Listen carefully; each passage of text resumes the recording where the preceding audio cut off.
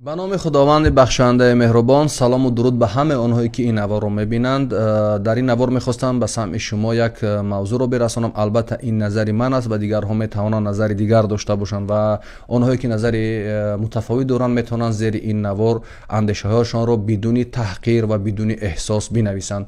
ҳар ҳодисае ки дар ҷаҳон рух медиҳад ба афкори ҷомеаи мо, ба андешаи ҷомеаи мо, ба диду назарҳои мардуми мо мустақим ва ғайримустақим рабт дорад.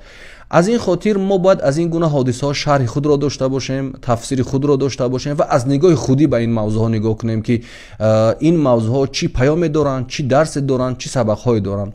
бигирем ҳамин мавзӯи фаласт ки тибқи омори созмони милали муттаҳид ҳар 10 дақиқа дар он ҷо кӯдак мефавтад ва кӯдакони зиёде дар он ҷо кушта мешаванд, мардуми зиёде он ҷо кушта мешаванд ва ин ҳодиса дар баробари он ки сабақҳо дошт, дарсҳо дошт, паёмҳо дошт, инчунин чеҳраи нави ҷаҳонро фош кард, яъне чеҳраи нави ҷаҳонро ба номоиш гузошт ки гоҳо он ҳама созмону ташкилоту идорае ки аз ҳуқуқи башар мегуфтанд, аз инсондӯстӣ мегуфтанд, ҳатто барои як сагу пишак ҷаласаҳо меоростанд ва аз ҳуқуқи сагу пишакҳо дифоъ мекарданд ва имрӯз дар баробари ин ҳодиса хомӯширо ихтиёр карданд ва гӯё намебинанд ки чӣ фоҷиаи инсоние дорад дар он сарзамин рух медиҳад.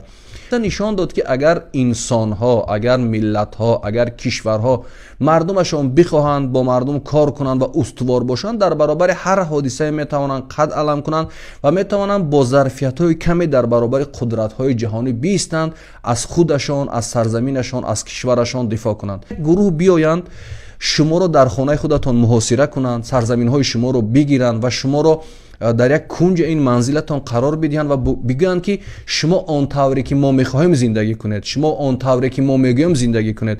албатта барои як миллати соҳибиззат, барои як миллате ки худашро эҳтиром мекунад, ин пазируфта нест ва бо ҳар шакли мумкин бояд аз худаш ва аз сарзаминаш, аз ҳаққаш дифоъ кунад ки ин ҳаққи комили мардуми Фаластин аст ва ҳаққи комили мардуми Ғазза аст. яъне онҳо наомаданд ба кишваре ҳамла кунанд, онҳо наомаданд болои миллате террор кунанд, балки омадан гуфтанд мо аз сарзамини худамон, аз кишвари худамон, аз ҳаққи худамон дифоъ мекунем. ин сарзамин сарзамини мо аст, ин кишвар кишвари мо аст ва шумо ҳақ надоред ки моро дар муҳосира бигиред, болои мо ҳар амали нораворо анҷом бидиҳед. ба мо мегӯянд ки мо бештар дар мавзӯи Афғонистон бояд суҳбат кунем, дар мавзӯи тоҷикони Афғонистон суҳбат кунем. албатта мо борҳо дар ин мавзӯъ суҳбат кардем, вале як нуктаро набояд фаромӯш кунем. мо бисёр чизоро вақте ки дар бораи тоҷикони Афғонистон суҳбат мекунем нодида мегирем. бубинед дар он ҷо як гурӯҳ аз тоҷиконе буданд ки соҳибнуфуз буданд, қудрат доштанд, вазорату идораҳо, ҳатто то ноиби президент дар ихтиёрашон буд, вазоратхонаҳои дифоъу дигар идораҳои муҳим дар ихтиёрашон буд. аз ҳама муҳим пул доштанд, нуфуз доштанд, аз императури шимолу ҷануб то ҷенералҳои мардумиву қумандонҳои саҳроиву кӯчагӣ, ҳама ино ба ростаи худшона шахсият буданд, даъвоҳои зиёд доштанд, дар минбарҳо ҳарфҳои зиёд мегуфтанд ва мегуфтанд ки мо ба ивази ҷонамон аз ин ватан, аз ин кишвар, аз ин сарзамин дифоъ мекунем. вале вақте ки як ҳодисаи рух дод, мо дидем ки ин генералҳо, ин импературҳо, ин шахсое ки мехостанд бо ивази ҷонашон аз ватан дифоъ кунанд, чӣ гуна бо анаму халтҳои пул аз кишварашон фирор карданд ва нашармида инро ба намоиш гузоштанд. ибни халдун мегӯяд ки агар гурӯҳҳое ки муқовиматгаранд, агар онҳое ки аз давлат ҳифозат мекунанд, роҳбар ҳастанд, аз ҳад зиёд таҷаммулхоҳ шудан, аз ҳад зиёд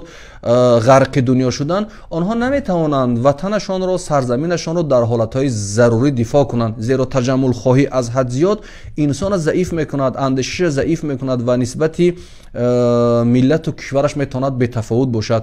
ҳаминҳое ки барошон китоб навишта мешуд, шеър қироат мешуд, дар маҳфилҳо садри маҳфилҳо буданд, садри маҷлисҳо буданд, бо ҳазорҳо, садҳо нафар ҳозирбошу нерӯ дар майдонҳову кӯчаҳои Афғонистону дигар шаҳрҳо мегаштанд, вале бидуни кадом корномае таслим шуданд. мо бояд ин тарафи қазияро фаромӯш накунем ва ин бояд барои мо дарс бошад. онҳое ки имрӯз ҳар баҳона мекобанд ки мо вазъи ҷаҳонӣ буду, кишварҳои абарқудрат буду, бозии минтақаӣ буд, бояд бибинанд ки ин мардум дар Фаластин бо ивази чӣ доранд аз кишварашон дифоъ мекунанд. чаро инҳо вақте ки ин бало бомбаҳо болошон рехта мешавад, наметавонанд аз ватанашон фирон кунанд ва таслим шаванд. инҳо меистанд бо молашон, бо ҷонашон, ҳатто бо фарзандонашон аз кишварашон, аз сарзаминашон дифоъ мекунанд. ин ҳодисаҳое ки мегузарад имрӯз چهره نو جهان را ما باید بدانیم که بازگو میکند. ما باید بدانیم که جهان نو چه چهره دارد.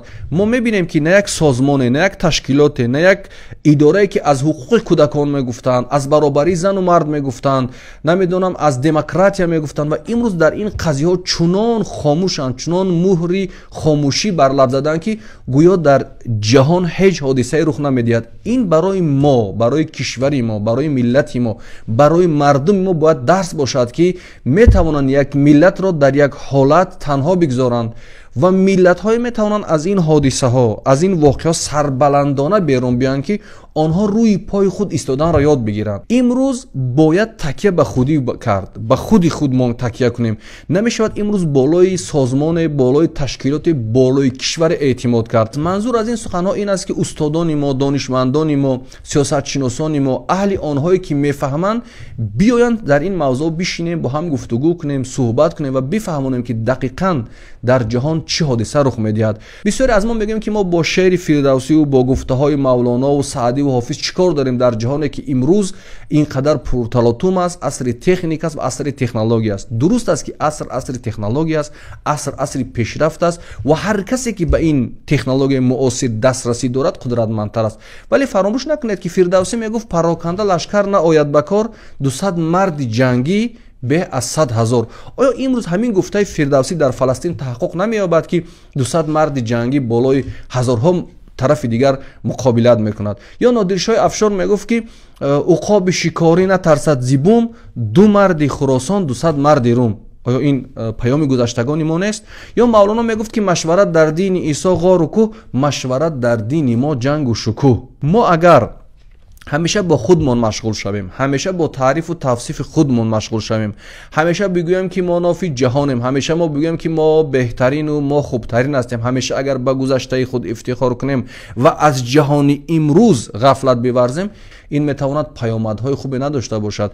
همه گونه حادثه یک مطالعه خود را دارد، یک دید خود را دارد، یک اندیشه خود را دارد و این حادثه ها مطالعه باید شوند، گفته شوند. همه نوع خشونت، همه نوع جنگ البته را محکوم است. یعنی هیچ کس رو نباید به سوی جنگ تشویق کرد، به سوی بیدادگری تشویق کرد، ولی نباید یک چیز دیگر رو فراموش کرد که در این عصر برای ناموس، برای حیثیت، برای سربلندی، برای عزت ملت ها دیگر می جنگند. این را ما میخوایم و نمیخوایم. امروز گرچند میگن انسان پیشرفته است با راههای دیپلماتی، با راههای گفتگو، ببینید بیش از 1 ماه از جامعه جهانی، البته قسم از جامعه جهانی، شخصیت ها، انسان ها، متفکرها، راهبران دولت میان میگن با راه دیپلماتی، با راه گفتگویی، ولی هر روز دارد یک کودک در فلسطین به هلاکت میرسد. این نشان از چی است؟ این پیام از چی است؟ این پیام از این است که برای دفاع از حق خود، برای دفاع از سرزمین خود گاهی باید جنگید و خیلی باید سخت جنگید، چون این جهان دیگر ضعیفی را قبول نمی کند، بیچاره ناری را قبول نمی کند و در مقابل ضعیف و بیچاره و ترسانچک و گریانچک با قدرتمندتر می شود. اما موضوع فلسطین نشان داد که بعضی وقت این قدرت ها هم کسی نیستند، قدرت ها زوال یابنده هستند. ما وقتی میگیم که اینا قدرت جهانی هستند، نباید در دل مردم هم ترس ایجاد کنیم که شما خب کنید که اینا قدرت جهانی است، شما آرام باشید اینا قدرت جهانی است. در تاریخ امپراتورها از بین رفتند، در تاریخ قدرت های بزرگ از بین رفتند، در تاریخ ما صدها مثال داریم که با همه شکوه و شهامت و سپاه و منمنی و قلدری در جهان امپراتورها تیتو پاره شدن. از این خاطر اون طرفی هم که دعوای قدرت میکند انسان هستند و شما هم که از این طرف هستید انسان هستید. انسان در برابر انسان، یعنی شما اون یک 4 دست و 5 چشم ذاتی ندارد که شما از کسی بترسید. و آنهایی هم که امروز برای افغانستان گریه میکنند و شعر مینویسند و داستان مینویسند، باید این رو درک کنند که تا اگر این مردم در این سرزمین مقاومت نکنند چیزی را به دست نمیارند. نه تحریم های بین المللی، نه گفتگوهای دیپلماتی، نه بعضی کارها ما دیدیم که در این 3 سال هیچ عملی نمیشود. هیچ قبول ندارند که یک حکومت فراگیر را که در اونجا نقش تاجیکان باشند قبول داشته باشند.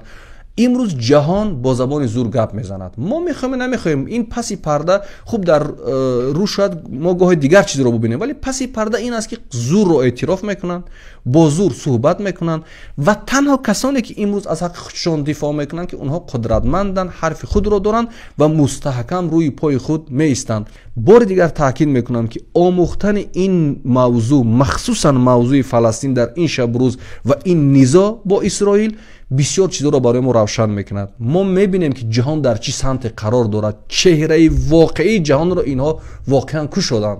حالا مهم نیست که در اینجا کی پیروز میخورد کی شکست میشود، مهم این است که یک بار دیگر در این عصر چهره نوی جهانی برای ما کشیده شد. مسئله فلسطین و اسرائیل مسئله دیروز نیست، مسئله امروز نیست، 75 سال است که این مسئله در جهان مطرح است. چون آن وقت که اخبار و قدرت و اطلاعات در دست یک گروه بود و خودشون میچرخاندن، همیشه پنهان میموندن و زیر انمون موضوعهای آزادی بیان و دموکراتیا و گومانیسم و افراطگرایی و تروریسم میخواستن این موضوع رو پنهان کنن که در این عصر دیگر نشد. در این یک ماه آخر دیگر نتوانستن که این فاجعه رو، این فاجعه انسانی رو پنهان کنن.